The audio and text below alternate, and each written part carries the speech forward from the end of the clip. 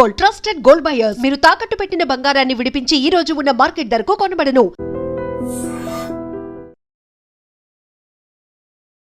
దొంగ షూటింగ్ జరిగేటప్పుడు ఎప్పుడైనా సెట్ కి ఆర్జీవి గారు వచ్చారా? ఎవరు? ఆర్జీవి గారు, రామ్ గోపాల్ వర్మ గారు. నో, రామ్ గోపాల్ వర్మ ఆయన యాక్చువల్గా ఆయన స్టోరీ అది. He never came to the sets ఒక రోజు కూడా. అంటే ఆ ఒక్క సినిమాకి మణిరత్నం గారు బయట నుంచి కథ తీసుకొని వీళ్ళిద్దరు ఫ్రెండ్సే. సో అంజలి చేసేప్పుడు అప్పుడప్పుడు సెట్కి వచ్చి వీళ్ళిద్దరు మాట్లాడతారు. రామ్ గోపాల్ వర్మ అక్కడ వస్తారు వీనస్ స్టూడియోని ఒక ఇదికి. ఇద్దరు మంచి ఫ్రెండ్స్ అని నాకు తెలుసు. కానీ ఈ పిక్చర్లో స్టోరీ ఆయన ఐడియా యాక్చువల్గా. So many scenes were created ఆ సెట్స్లోనే యాక్చువల్గా. యాక్చువల్లీ మీరు చూస్తే మణిరత్నం గారు ఒక ప్రాపర్ స్క్రిప్ట్ లేకుండా వెళ్ళే పిక్చర్ అది. ఎందుకంటే already he composed all the songs. కళ్ళు కళ్ళు అది వీరబాండి కోటేలు అన్ని సాంగ్ రికార్డ్ చేశారు. రికార్డ్ చేసి ఫస్ట్ సాంగ్ తీసాం మనం వెళ్ళి 10 days. ఆ తర్వాత ఇద్దరు దొంగలు ఏమని చెప్పి అక్కడ స్పాట్లో యాక్చువల్గా చాలా సీన్స్ క్రియేట్ అయింది. స్పాట్లో సుహాసిని మేడం రాస్తారు. సో ఆ పిక్చర్ మాత్రం మీరు చూస్తే ప్రాపర్ స్క్రిప్ట్, క్లైమాక్స్ అన్నీ ఏం లేదు. అప్పుడప్పుడు అవుట్డోర్ అని 20 days వెళ్తాం. 10 daysలో ఒక్కొక్క ఇది ప్యాకప్ అయింది. ఎందుకంటే స్టోరీ చేసి వస్తా అని. సో అలా ఫ్రీకిష్గా చేశారు ఆ పిక్చర్. అండ్ ఆ దొంగ సినిమాకి ప్రాణాలు పోయినా పర్లేదని మీరు ఏమైనా నిర్ణయించుకున్నారా? ఎందుకంటే షార్ట్ ఉంటుంది సార్, ఆ బస్సు మీదకి ఆ దూకేది మీరు ఆపోజిట్ వెహికల్ నుంచి. అవును, అది రియల్ గా దూకినట్టే. అది మీరు చూస్తే ఇలా పట్టుకొని బస్ని, అప్పుడు రోప్స్ అని ఏం లేదండి. బస్సులో ఉన్నప్పుడు రోప్ ఎక్కడ కెడతారు మీరు? సేఫ్టీ సైడ్ మీరు చూస్తే ఆ ట్రైన్ అని యాక్చువల్గా మీరు చూస్తే సెవరల్ 100 feet పైన వెళ్తుంది ఆ ట్రైన్. యాక్చువల్లీ అది ఎలా అంటే ఇట్స్ అ ఘాట్ సెషన్. ఇప్పుడు ఎలా అని తెలియదు నాకు. 60 kilometers ఘాట్ సెషన్. ట్రైన్ ఇలా వెళ్తే రివర్స్ మళ్ళీ రావాలి మొత్తం. సో ఆ 60 kilometers షక్లేష్పూర్లో. So whole 60 kilometers and 14 coupes. ఆ టైంలో I think he paid about 25 lakhs deposit. 1992లో 25 lakhs డిపాజిట్ షూట్ కోసం, ఆ ట్రైన్ కోసం. ఎందుకంటే ట్రైన్ ఏదైనా అయితే డ్యామేజ్ అయితే అది కోసం you have to pay the railway ఇది. సో అక్కడ మీరు ట్రైన్ పైన రన్నింగ్ తర్వాత ఫైట్, ఆ ట్రైన్ ఇలా ఉంటుందండి పైన ఇలా వెళ్తుంది. అప్పుడు ఆ టైంలో ఎక్కడ రోప్ పెడతారు మీరు? సో కింద if you fall down there is no you know అలాంటి ఒక ఇదిలో సిచ్యువేషన్లో. But there was no fear, nothing ఆ టైంలో. ఓన్లీ థింగ్ ఇస్ దట్ ఈ పిక్చర్ బాగా రావాలి, అది మాత్రం మైండ్లో.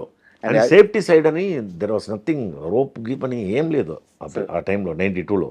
ఆ బిల్డింగ్ మీద నుంచి దూకే షాట్స్ కానీ, ఆ వెహికల్స్ షిఫ్ట్ అయ్యే షాట్స్ కానీ, ఆ ట్రైన్ పట్టుకొని ఆ మూవ్ అయ్యే షాట్స్ కానీ, అండ్ ఆ గుర్రం షాట్ కానీ. అవును. సో ఎవ్రీథింగ్ ప్రతి సీన్లో మీరు రిస్క్ చేసే ఉన్నారు. సో మణిరత్నం ఛాన్స్ ఇచ్చారు, దీన్ని వదులుకోకూడదు, ప్రాణాలు పోయినా పర్లేదని ఫిక్స్ అయిపోతే తప్పించి అలాంటి రిస్క్ చేయలేము లైఫ్లో. ఆ పిక్చర్ లేకపోతే నేను లేదు యాక్చువల్గా. అందుకోసం నేను ఇన్సిడెంట్ చెప్తున్నాను. నేను చాలా పిక్చర్ యాక్ట్ చేస్తున్నాను, చాలా పిక్చర్ వెళ్ళేప్పుడు కూడా నాకు ఒక మర్యాద అని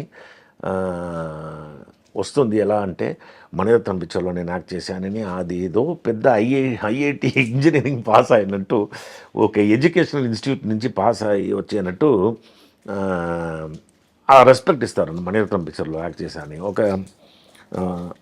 ఒక ఇన్సిడెంట్ చెప్తాను. ఇప్పుడు నేను కేర్ ఆఫ్ కన్సర్న్ ఎన్నిసార్లు చూశాను నాకే తెలియదు. ఎందుకంటే ఇట్స్ కావ్యం అని చెప్పొచ్చు. It's one of the best movies ever made. నేను ఆ పిక్చర్ చూస్తున్నాను కోవిడ్ టైంలో. చూసి క్లైమాక్స్లో నేను రిమోట్ని కొట్టేశాను కింద.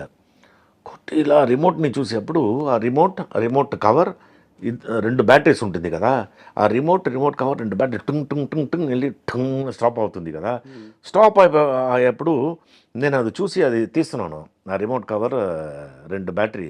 సో 4 అంటే 4 characters అది కలిపి అని ఇలా పిక్చర్ అయిపోయింది. అది కలిపితే ఒక రిమోట్. అవును, ఒక రిమోట్, 1 character, 2 battery, ఆ రిమోట్ కవర్, 4 characters ఒక్కరే. ఏం చేశారా అందులో? ఒకరు మనకి డౌట్ రాకుండా, ఒకరు క్రిస్టియన్, ఒకరు ముస్లిం, ఇంకొకరు హిందూ. ఇంకొకరు దేవుడు నంబరు. నమ్మరు. 4 డిఫరెంట్ క్యారెక్టర్స్.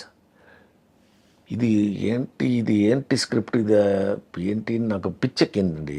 పిచ్చెక్కి నేను పైకి వెళ్ళి సిగరెట్ తాకి నా వైఫ్ దగ్గర, ఏంటి చాలా ఎక్కువగా చేస్తున్నావు నువ్వు ఒక పిక్చర్ చూసి, వెళ్ళి మూడు వైఫ్ అంటే హేట్రేడ్ అని అందరూ, ఈ పిక్చర్ ఏంట్రా, ఈ పిక్చర్ చూశాను, ఎవర్రా ఇది అని చెప్పి వెళ్ళి చూస్తే వెంకటేష్ మహా.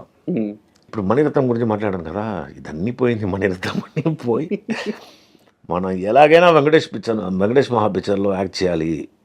ఏం చేయాలి అంటే, ఏదో ఎవరో నంబర్ ఇచ్చారు, ఆయన ఫోన్ తీయట్లేదు, అలా పోయింది. ఏంట్రా ఇది, ఎలాగైనా ఈయన పిక్చర్ నేను చేయాలి అని చెప్పి ఆయన ఫోటో ప్రింట్అవుట్ తీశాను. ప్రింట్అవుట్ తీసి నా బెడ్రూమ్ ముందు స్టిక్ చేశాను. ఎలాగైనా ఆయన నెక్స్ట్ పిక్చర్లో నేను ఎలాగైనా ఉండాలి అని my prayers was always there. అలా నేను ఈయన గురించి ఆలోచించినప్పుడు ఒక ఫ్రెండ్ ఇంటికి వెళ్ళాను. ఫ్రెండ్ ఇంటికి వెళ్ళేప్పుడు ఒక ఫోన్ వచ్చింది. ఫోన్ వస్తే ఒకరు మాట్లాడతారు, సార్ నేను ఎగ్జిక్యూటివ్ ప్రొడ్యూసర్ మాట్లాడుతున్నాను, మీ దగ్గర డైరెక్టర్ మాట్లాడుతున్నారంట అని చెప్పి ఫోన్ ఇచ్చారు. ఫోన్ ఇచ్చేప్పుడు ఫోన్ తీశాను నేను. హలో సార్, ఆయన వాయిస్ ఎలాగే ఉంటుంది కదా, హలో సార్ ఐఎమ్ వెంకటేష్ మహా. నేను ఆలోచించాను ఎవరో ఇమిటేట్ చేసి, ఎందుకంటే నా ఫ్రెండ్స్ దగ్గర చెప్పాను, మీరు చూడండి ఆ పిక్చర్. నా ఫ్రెండ్స్ అని ఆ పిక్చర్ చూసి ఏం పెద్దగా ఉంది కానీ నేను ఆలోచిస్తారు, పిక్చర్ నా కొడుకులు వీళ్ళు ఒక మంచి పిక్చర్ చూసి అప్రిషియేట్ చేయడానికి. సో ఈయన ఫోన్ చేశారండి, ఎక్కడ ఉన్నాడు సార్ అని. నేను చెప్పాను, రేపు నేను హైదరాబాద్ వస్తున్నాను. యాక్చువల్గా నాకు పని లేదు, హైదరాబాద్ రావడం పని లేదు. నేను ఎలాగైనా ఈయన మీట్ చేయాలి, ఇంకో ఫోన్ ఇదే కాదు, రేపు హైదరాబాద్ వస్తానని చెప్పి నెక్స్ట్ డే వచ్చేసాను. నేనే చెప్పాను ఏదో షూటింగ్ అని. So I met him and he narrated the story అండి. హీ నెవర్ సాట్. ఆ స్టోరీ విన్నప్పుడు నాకు, ఐ మీన్ కేర్ ఆఫ్ కాంచరపాలెమే ఆ రేంజ్లో ఉంటే మీరు ఆలోచించండి, జస్ట్ ఇమాజిన్ చేయండి. నేను చెప్తున్నాను, రావు బహదూర్ ఎంత లెవెల్లో ఉంటుంది. ఆ తర్వాత రావు బహదూర్ స్టోరీ విని నిద్రే లేదు, దొంగ టైమ్స్కి వెళ్ళిపోయాను. చెప్తుంటే వెంకటేష్ మహా గారి ఇండస్ట్రీ మొత్తం ఉలిక్కిపడింది సార్. ఆ క్షణంలో మీరే కాదు, మొత్తం ఎంటైర్ టాలీవుడ్ ఆ సినిమా క్లైమాక్స్ చూసిన తర్వాత ఒక్కసారిగా ఒక వేవర్ట్ వచ్చింది. ఈ పిక్చర్ క్లైమాక్స్ చూస్తే రావు బహదూర్ భయంకరం. ఓకే, సో అదే పొక్కిషం. వెయిట్ చేస్తున్నాం అంటే ఇప్పుడు దాకా యాక్చువల్గా ఒక ఫిల్మ్ జర్నలిస్ట్గా ఆ సినిమా మీద ఒక అభిప్రాయం ఉండేది, మంచిగా ఉన్నాయి ప్రమోషన్ వీడియోస్ అన్ని అనిపించింది. ఇప్పుడు మీరు చెప్తున్నప్పుడు నేను ఇప్పుడు మీ దగ్గర ఇంటర్వ్యూ ఇస్తున్నాను, ఇంకొక 15-20 డేస్లో పిక్చర్ రిలీజ్ అయిపోతుంది. ఈ ఇంటర్వ్యూ నేను ఇఫ్ ఇట్స్ నేను చెప్పేదాన్ని 100% ట్రూత్, అంతే 100%. ఎందుకంటే తక్కువగా చెప్తున్నాను నేను యాక్చువల్లీ వెంకటేష్ గురించి. And also about Satyadev. నేను ఇప్పుడు మనం కమల్ హాసన్ గురించి మాట్లాడాం కదా, కమల్ ఎలా చూసామో నేను, ఎందుకంటే అపూర్వ సహోదరుడు ఇక్కడ డబ్డ్ వర్షన్ ఏమని తెలియదు, డాఫ్గా యాక్ట్ చేస్తారు కదా, అపూర్వ సహోదరులే కదా. అపూర్వ సహోదరులలో ఎంత కష్టపడ్డారో కమల్, నేను పక్క ఉండి ఐ వాస్ దేర్ విట్నెసింగ్ ఆయన హార్డ్ వర్క్, ఎంత హార్డ్ వర్క్ చేశారో. దిస్ సత్యదేవ్ అంత హార్డ్ వర్క్ చేశారు. సత్యదేవ్కి నాకు తెలిసి ఈ పిక్చర్లో నేషనల్ అవార్డు ఇదని ఒక ఆర్డినరీ అవార్డు అయిపోతుంది. He will go to international level, even the movie will go to international level. And Satyadev really waiting sir. And మీ విషయంలో నాకు ఒక చిన్న కంప్లైంట్ ఉంది, అడగచ్చు సార్. ఇప్పుడు దొంగ సినిమా అయిపోయింది, సో ఒక మంచి క్రేజ్ వచ్చింది, అన్ని ఇండస్ట్రీల నుంచి మీకు అభిమానుల నుంచి లవ్ వస్తూ ఉంది, కెరీర్లో ఎదిగే సమయం. అలాంటి సమయంలో అమ్మాయి కాపురం లాంటి ఒక సినిమా ఎందుకు చేయాల్సి వచ్చింది, ఎందుకు చేశారు?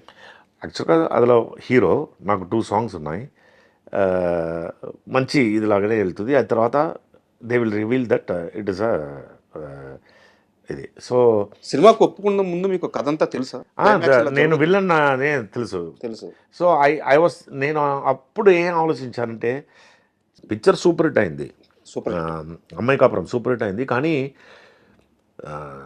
నన్ను చూస్తేనే అయ్యో ఈయన అని అలా ఇంపాక్ట్ అయిపోయింది. కానీ ఐ మీన్ దట్ ఇప్పుడు కూడా మీరు యూ రిలేట్ విత్ అమ్మాయి కాపురం అని చెప్తే ఇప్పుడు నేను అవుట్డోర్స్ అని వెళ్తే కూడా యూనో ఓల్డ్ పీపుల్ అనో వాళ్ళు తెలిసి అమ్మాయి కాపురం యాక్ట్ చేశారు కదా they recognise only with that film